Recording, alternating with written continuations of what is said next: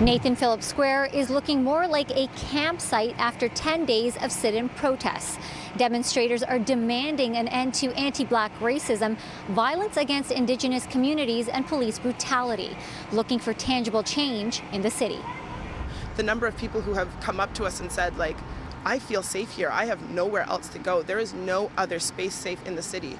Shar with Afro-Indigenous Rising Collective is one of dozens involved in a peaceful protest at Nathan Phillips Square.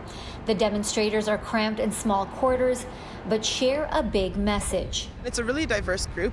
We have everyone from, full-time students who are hotspotting on their phones to finish their exams on their laptops, people working full-time jobs, people who are even unemployed because of COVID. We have street-involved folks, people who are housing insecure, evicted because of COVID, and really seeing everyone come together to learn together, grow together, and push forward with a cause that really does affect all of us.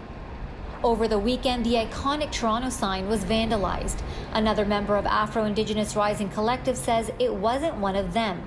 Instead, they're trying to lead by example, even offering specialized training on site.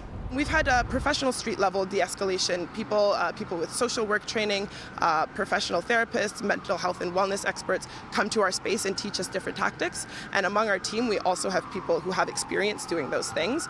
We have medics, we have lawyers, we have doctors. Everyone kind of has a different expertise. The group chose this location specifically due to its proximity to City Hall. They want to show their presence at a time when police brutality is at the top of the agenda. Today, City Council voted against cutting the police budget. The 10% cut was never really going to be enough in the first place.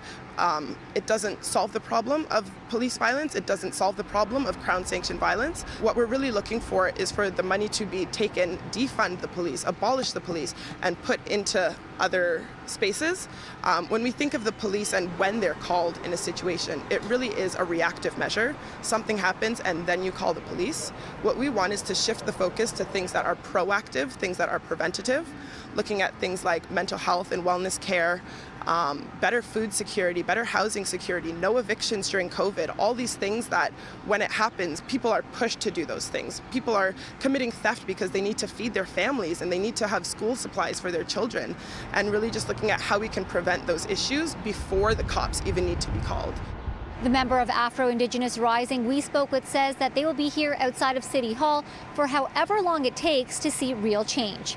Maleeha Sheikh, City News, Nathan Phillips Square.